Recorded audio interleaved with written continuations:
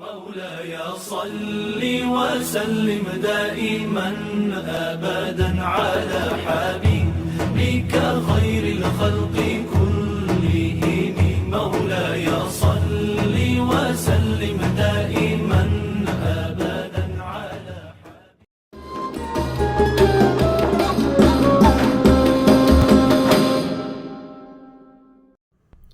Bismillahirrahmanirrahim. Assalamualaikum warahmatullahi wabarakatuh. Alhamdulillahirrabbilalamin. Wabihi nasta'an ala umurid dunya waddin. Assalatu wassalamu ala asyrafil anbiya wal mursalin wa ala alihi wa sahbihi ajma'in wa ba'd. Puji syukur saya panjatkan kehadirat Allah subhanahu wa ta'ala yang telah memberikan nikmat kesehatan dan kesempatan sehingga saya dapat berbagi cerita dan pengalaman dalam video ini. Perkenalkan, nama saya Nur Hanifah. Saya adalah seorang guru di kelas 2 Madrasah Diniyah Takmiliyah Awaliyah MDTA Hidayatul Muta'alimin yang berlokasi di Desa Linggajati, Kecamatan Arahan, Kabupaten Indramayu, Jawa Barat. Selain sebagai pendidik di madrasah, saya juga merupakan mahasiswa aktif program pendidikan jarak jauh PJJ di UIN Syekh Nurjati Cirebon, tepatnya di platform Siber Nurjati. Kombinasi antara peran saya sebagai guru dan mahasiswa menjadi tantangan sekaligus peluang yang sangat berarti dalam meningkatkan kualitas pembelajaran di madrasah tempat saya mengabdi. Kondisi awal dan tantangan Madrasah Diniyah Takmiliyah Hidayatul Muta'alimin adalah salah satu lembaga pendidikan keagamaan di pedesaan yang masih mempertahankan metode klasik dalam pembelajaran. Siswa-siswi yang kami ajar mayoritas berasal dari lingkungan sekitar dengan latar belakang sosial ekonomi yang beragam. Sebagian besar berasal dari keluarga petani dan buruh harian, yang tentunya mempengaruhi pola belajar anak-anak.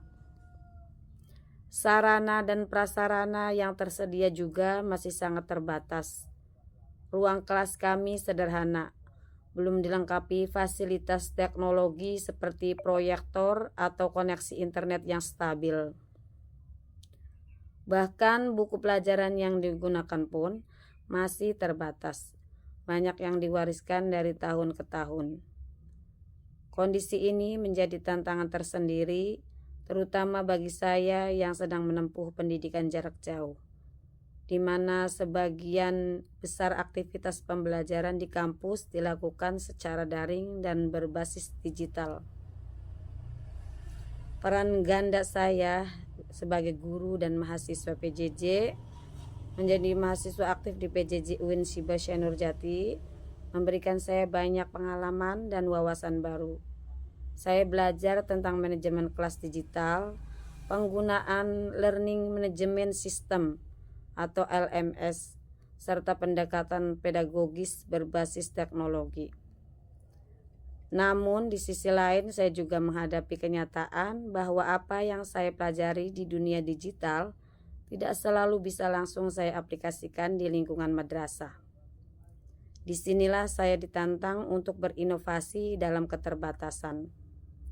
Saya belajar untuk menyederhanakan teknologi, memodifikasikan pendekatan, yang paling penting memahami karakter anak-anak didik saya dengan lebih dalam. Inovasi pembelajaran yang dilakukan, walaupun terbatas, saya mencoba mengintegrasikan metode pembelajaran aktif dan menyenangkan di kelas. Beberapa inovasi sederhana yang saya terapkan diantaranya pembelajaran tematik interaktif, kemudian media visual sederhana.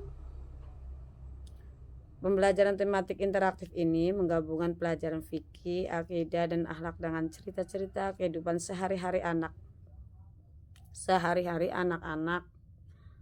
Media visual sederhana membuat alat peraga sendiri dari bahan-bahan bekas seperti karton, kertas warna, dan botol plastik untuk memvisualisasikan pelajaran. Kemudian ada juga latihan evaluasi berbasis permainan, misalnya kuis kelompok, lomba cepat tepat, dan permainan edukatif untuk meningkatkan semangat belajar. Mengoptimalkan HP guru. Dalam beberapa kesempatan saya memutar video pembelajaran singkat dari YouTube atau hasil rekaman sendiri menggunakan HP pribadi. Dukungan komunitas dan kolaborasi. Saya juga berusaha menjalin komunikasi yang erat dengan para orang tua siswa, sebab di lingkungan seperti ini keterlibatan orang tua sangat menentukan keberhasilan proses pendidikan. Saya sampaikan pentingnya pendidikan agama secara rutin, baik melalui pertemuan wali santri maupun pesan WhatsApp bagi yang memiliki akses.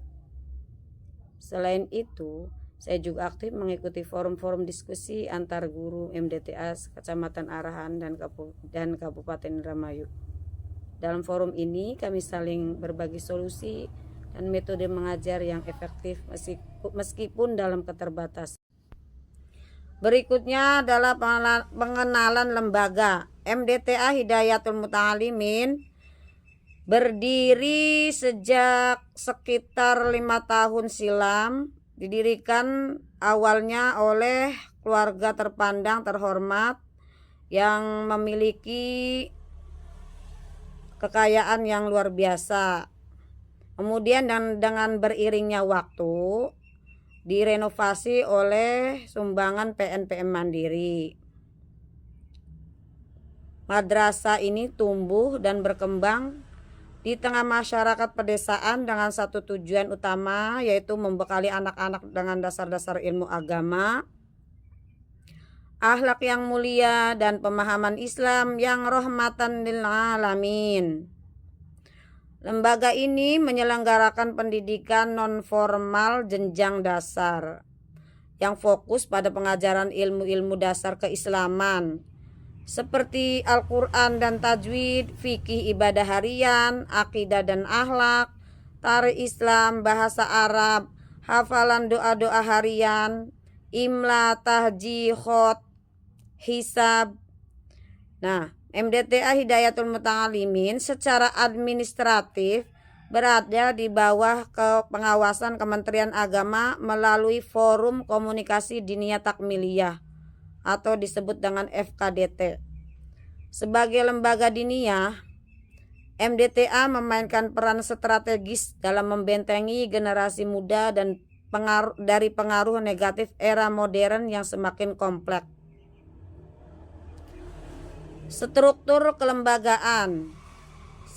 kelembagaan di MDTA Hidayatul Muta'alimin disusun secara sederhana namun fungsional dengan berpedoman pada tata kelola organisasi pendidikan keagamaan. Adapun susunan struktur utama adalah sebagai berikut. Ada pembina, tokoh masyarakat, dan alim ulama setempat yang berperan dalam memberikan arahan dan pengawasan spiritual. Kedua, ada ketua yayasan, penanggung jawab lembaga, memastikan keberlangsungan dan kebermanfaatan madrasah sesuai dengan visi misi yang telah ditetapkan. Ada kepala madrasah yang bertugas sebagai pemimpin operasional lembaga yang mengatur jalannya kegiatan belajar mengajar serta administrasi harian. Ada wakil madrasah atau sekretaris mendampingi kepala dalam pelaksanaan program dan dokumentasi kegiatan. Kemudian ada bendahara mengelola keuangan lembaga dengan prinsip transparansi dan akuntabilitas. Kemudian ada guru-guru, tenaga pendidik. Mereka adalah ujung tombak madrasah. Para guru berasal dari lingkungan sekitar yang mengabdi dengan ikhlas walau dalam keterbatasan. Kemudian wali santri atau komite madrasah berperan sebagai mitra madrasah dalam mendukung kegiatan baik secara moral maupun material. Meskipun struktur ini tampak sederhana, setiap elemen memiliki peran penting dalam menjaga keberlangsungan dan kualitas pendidikan di madrasah. Kondisi umum dan problem yang dihadapi. Setelah mengenal struktur, mari kita masuk pada realitas yang ada di lapangan. Madrasah kami berdiri di tengah-tengah masyarakat yang mayoritas berpenghasilan lumayan rendah, dengan akses terbatas terhadap teknologi dan informasi. Yang pertama, keterbatasan sarana prasarana. Salah satu problem utama adalah minimnya fasilitas belajar. Tempat anak-anak belajar setiap sore tidak ada proyektor, tidak ada perangkat digital, bahkan beberapa kelas masih menggunakan papan tulis kapur dan bangku kayu yang sudah lumayan.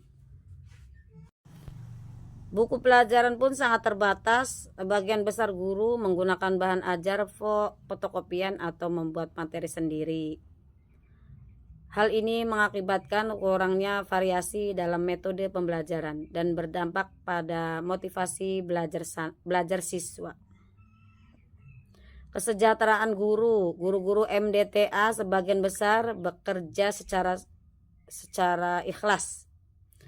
Honor yang diterima sangat lumayan dan tidak sebanding dengan beban tugas. Sumber dana utama berasal dari infak wali santri yang tidak menentu jumlahnya, serta kadang bantuan dari program pemerintah yang datang tidak setiap tahun. Kesadaran masyarakat terhadap pendidikan keagamaan. Masalah lain yang kami hadapi adalah masih rendahnya kesadaran sebagian masyarakat terhadap pentingnya pendidikan diniyah. Beberapa orang tua menganggap bahwa belajar di sekolah formal sudah cukup. Akibatnya tidak semua anak di desa kami mengikuti pendidikan MDTA. Adaptasi dengan perubahan zaman. Sebagai lembaga tradisional, MDTA juga menghadapi tantangan besar dalam menghadapi era digital. Banyak guru belum familiar dengan penggunaan teknologi dalam pendidikan. Bahkan sebagian belum terbiasa mengoperasikan perangkat seperti laptop atau HP Android untuk pembelajaran. Ketika pandemi melanda, kami benar-benar merasakan betapa jauhnya ketertinggalan kami dalam aspek teknologi. Tidak ada kelas online, komunikasi dengan wali murid pun hanya mengandalkan pesan singkat. Upaya dan solusi yang dilakukan, meskipun banyak tantangan yang dihadapi, kami tidak tinggal diam. Berbagai langkah kecil namun nyata terus diupayakan oleh pihak madrasah, diantaranya pelatihan dan pengembangan guru. Kami mulai mengadakan pelatihan internal sederhana. Guru-guru yang lebih muda atau yang sedang menempuh pendidikan, seperti mungkin contohnya saya sendiri, membagikan ilmu yang didapat dari perkuliahan online kepada rekan guru lain. Kami membahas teknik mengajar, strategi mengelola kelas, hingga tips membuat media pembelajaran sederhana dari bahan bekas. Pembuatan alat peraga mandiri. Untuk mengatasi keterbatasan media, kami membuat alat peraga manual seperti kartu huruf hijaiyah dari kardus bekas, papan tempel doa-doa harian, gambar tata cara berwudu dari koran bekas. Langkah sederhana ini membuat anak-anak lebih antusias belajar karena mereka melihat sesuatu yang menarik dan berwarna. Menguatkan komunikasi dengan orang tua. Kami aktif mengadakan pertemuan rutin bersama orang tua wali santri, wali murid. Dalam pertemuan tersebut, kami tekankan pentingnya pendidikan agama dan bagaimana orang tua bisa berperan aktif dalam mendampingi anak di rumah. Beberapa orang tua mulai sadar, bahkan ada yang membantu dengan menyumbangkan kipas angin atau sekadar air minum untuk para murid. Memaksimalkan teknologi yang ada dengan bermodalkan HP Android dan koneksi internet seadanya, kami mencoba membuat video pembelajaran pendek yang bisa dibagikan lewat WhatsApp. Kami lakukan terutama untuk siswa yang jarang hadir karena alasan pekerjaan orang tuanya.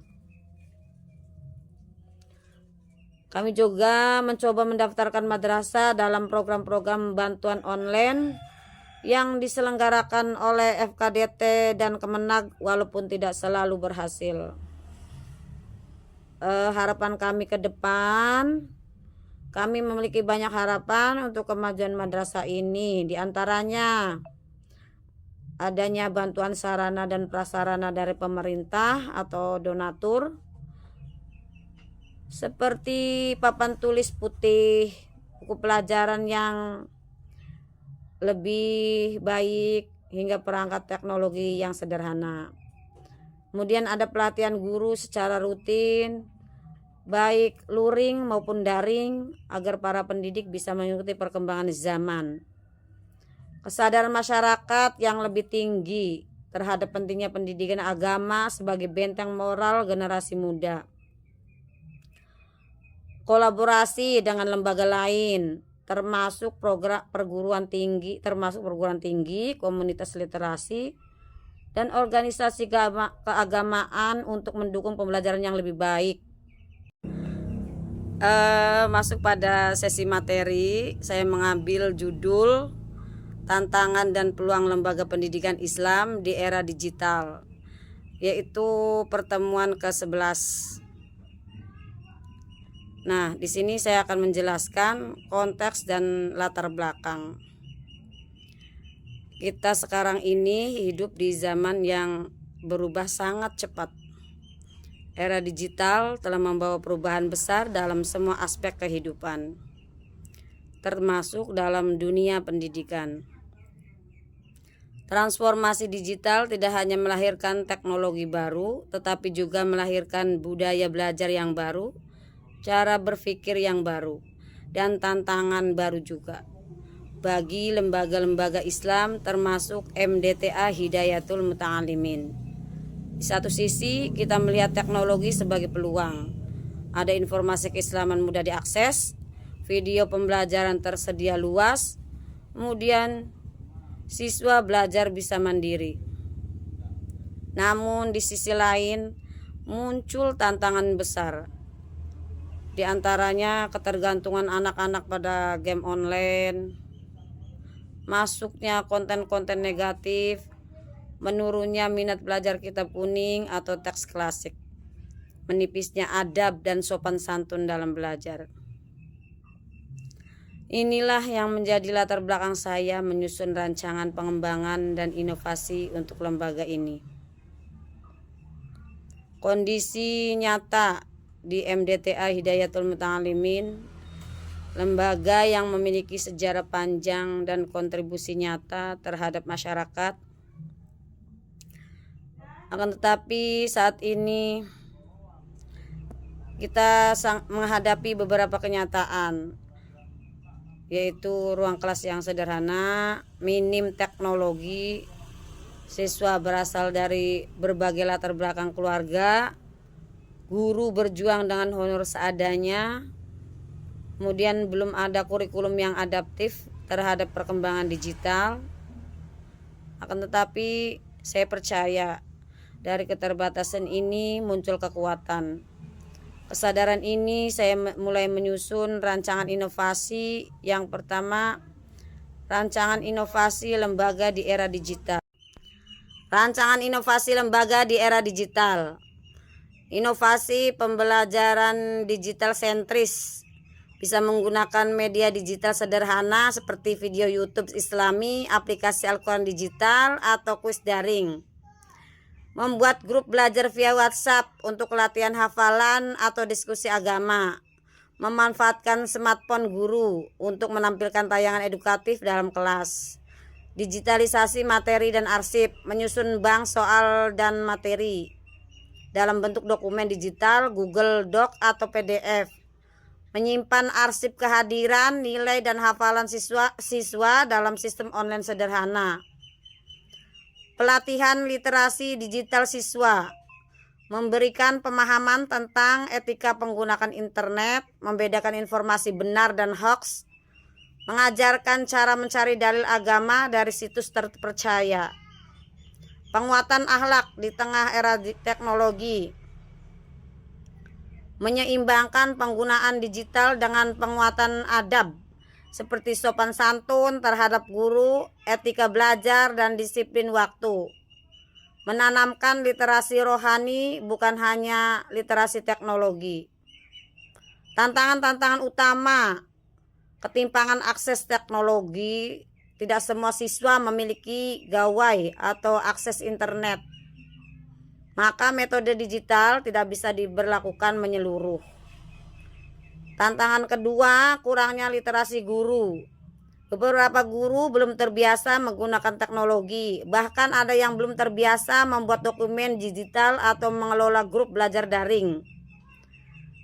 Tantangan yang ketiga, kurangnya kesadaran orang tua. Orang tua kadang lebih fokus pada sekolah formal. Mereka anggap MDTA sekedar pelengkap, bukan pondasi utama keimanan anak. Tantangan yang keempat, gangguan dari dunia digital itu sendiri.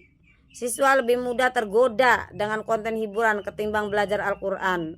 Ini menjadi tantangan spiritual yang besar. Kemudian hambatan internal lembaga, yaitu keterbatasan fasilitas, tidak ada wifi lembaga, tidak ada perangkat laptop untuk guru. Kemudian juga ruangan tidak mendukung presentasi digital, pendanaan minim, operasional bergantung pada iuran yang kecil, gaji guru juga alhamdulillah lumayan, tidak ada anggaran pengembangan sumber daya manusia. Kultur mengajar yang masih klasik, guru mengandalkan ceramah dan hafalan, tidak terbiasa menggunakan pendekatan partisipatif atau media digital. Solusi yang saya tawarkan secara individu sebagai guru, saya tidak menunggu semua berubah. Justru saya mulai dari diri saya sendiri. Insya Allah saya akan melakukan beberapa hal kalau diizinkan ini. 1. Belajar otodidak. Saya belajar PowerPoint, Canva, YouTube edukasi, Google Form, semua secara mandiri. Mengembangkan modul. Saya susun material Quran, Aqidah, Fikih, dan SKI dalam format digital, insya Allah. Menjadi role model. Saya berusaha tampil insya Allah sopan santun, semangat agar ditiru siswa. Kemudian insya Allah berbagi pengetahuan dengan guru lain. Saya tawarkan pelatihan kecil tentang teknologi digital sederhana kalau diizinkan.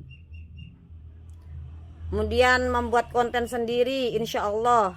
Saya mencoba membuat video pendek untuk menjelaskan bab pelajaran.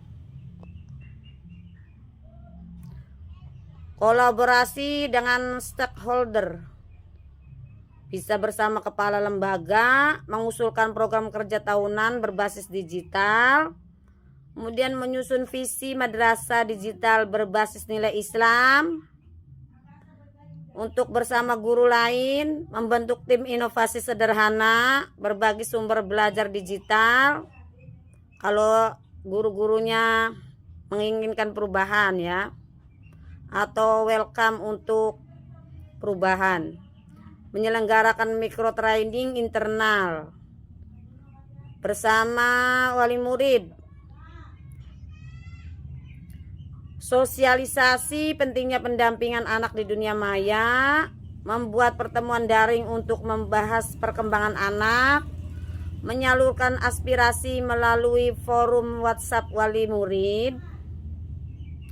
Kemudian kepada masyarakat umum atau alumni juga, mengajak donatur menyumbangkan laptop atau proyektor atau buku digital, menyusun program madrasah berbasis masjid dan integratif.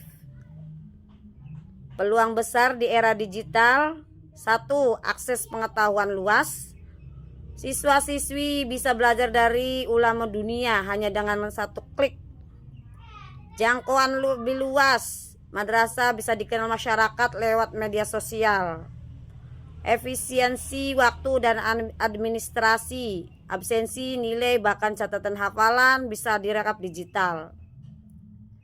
Peluang dakwah lebih besar. Guru bisa menjadi konten kreator dakwah yang positif. rencana jangka pendek dan panjang. Jangka pendek, pelatihan guru terhadap alat digital sederhana, membuat grup belajar daring untuk siswa, menyusun buku digital sederhana. Jangka panjang, mewujudkan MDTA berbasis komunitas digital Islami, menjadi pusat pembelajaran Islam anak berbasis multimedia, menjadi rujukan madrasah di desa lain. Saya menyadari bahwa saya hanyalah satu titik kecil di tengah lautan luas dunia pendidikan. Tapi saya percaya insya Allah perubahan besar dimulai dari satu langkah kecil yang konsisten. Harapan saya MDTA Hidayatul Muta'alimin menjadi lembaga yang mampu menjawab tantangan zaman, memanfaatkan peluang digital, dan tetap kokoh dalam nilai-nilai Islam. Mari kita jadikan lembaga ini bukan hanya tempat mengaji, tapi tempat melahirkan pemimpin masa depan. Potensi keberhasilan inovasi pembelajaran literasi digital di Madrasah Diniyah Takmiliyah Awaliyah Desa Linggajati, Kecamatan Arahan, Kabupaten Indramayu, Jawa Barat.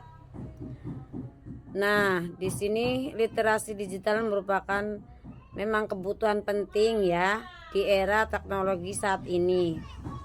Di lingkungan madrasah kami, potensi keberhasilan inovasi ini sebenarnya cukup tinggi karena beberapa alasan. Yang pertama, tentunya ada antusiasme peserta didik terhadap teknologi sudah besar, meskipun akses mereka masih terbatas.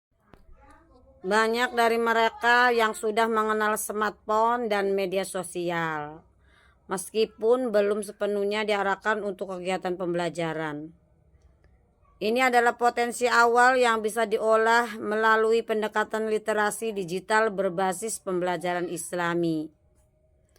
Yang kedua, dukungan dari para guru, termasuk saya sendiri, terus meningkat. Kami mulai terbuka terhadap pelatihan digital, penggunaan media pembelajaran interaktif, serta pemanfaatan platform sederhana seperti WhatsApp, Canva, hingga video pembelajaran Islami di YouTube.